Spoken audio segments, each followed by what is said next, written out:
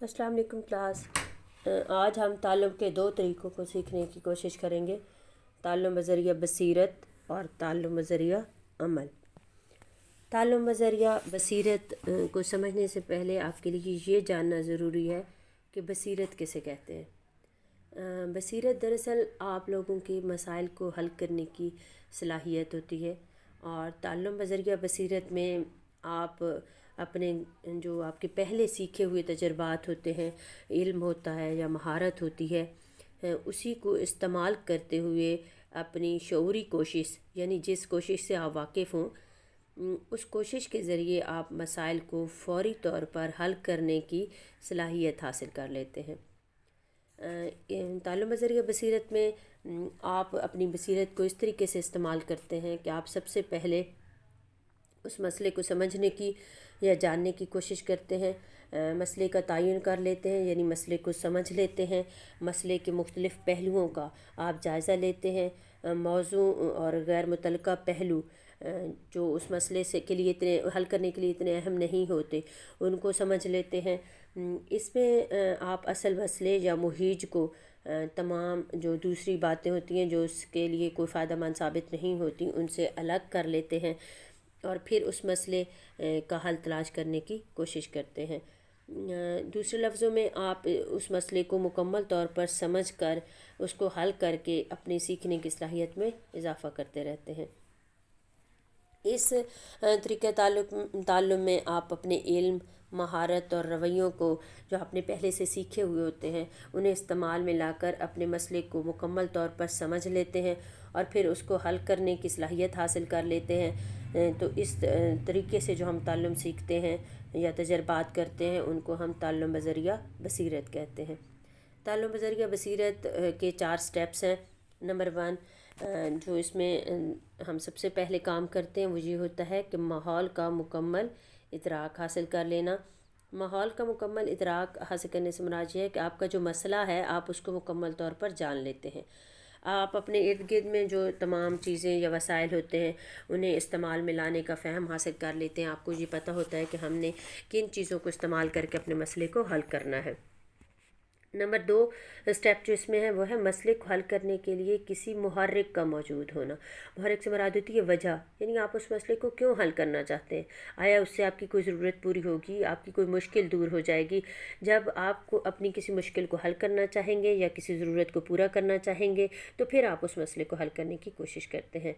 और नंबर 3 साबिक़ा तजर्बात, जिसमें आपका इल्म भी है, महारत भी है, मुख्तलिफ़ तरीक़े हैं, आप उस मसले को हल करने के लिए उसको इस्तेमाल में लेकर आते हैं, तभी आप इस काबिल होते हैं कि आप उस मसले को फ़ौरी तौर पर हल कर सकें। और शऊरी कोशिश नंबर 4 पर है आपका इसका लास्ट स्टेप, कि आप उस मसले से वाकिफ़ होते हैं और उसको मसले को अपने पिछले तजर्बात को इस्तेमाल करके सोच समझ कर उस मसले को फ़ौरी तौर पर हल करने की कोशिश करते हैं। इन इक़दामात की बुनियाद पर फ़र्द जो है वो आला सतह का इल्म और महारतें सीख लेता है। इस ताल्लुम बज़रिया बसीरत में जो सबसे अहम पॉइंट है वो ये होता है कि आपने किसी मसले को अपनी सोच समझने, अपने फ़हम व तदब्बुर की सलाहियत को इस्तेमाल करते हुए फ़ौरी तौर पर हल करना होता है। अगला जो है ताल्लुम का तरीक़ा वो है ताल्लुम बज़रिया अमल। ताल्लुम बज़रिया अमल से मुराद है किसी भी काम को करके सीखना। जैसे आप कोई खेल सीखना चाहते हैं तो उसके लिए आपको प्लेग्राउंड में जाके खेलना होगा। अगर आप अपनी राइटिंग को बहुत अच्छा करना चाहते हैं तो आप बार बार लिखेंगे, तभी आपकी राइटिंग जो है वो या खुशखती जो है वो सही होगी। अगर आप कोई तकरीर करना चाहते हैं, मुकर्रर बनना चाहते हैं, तो इसके लिए आपको बार बार स्टेज पर आना होगा, तकरीर करनी पड़ेगी। दूसरे लफ्ज़ों में महारतें जो होती हैं वो उसी वक्त आपके ताल्लुम का हिस्सा बनती हैं जब आप उन महारतों पर काम करते हैं। वही तजर्बात, जिन तजर्बात से आप गुज़रें, तो वही तजर्बात सिर्फ़ आपकी अमली ज़िंदगी का या आपके ताल्लुम का हिस्सा बनते हैं। और ताल्लुम बज़रिया अमल जो है, इसमें ताल्लुम के बाकी जो 3 तरीके हमने पढ़े हैं, ताल्लुम बज़रिया सही व ख़ता भी मौजूद हो सकता है, ताल्लुम बज़रिया बसीरत भी मौजूद हो सकता है, ताल्लुम बज़रिया तक़लीद भी मौजूद हो सकता है।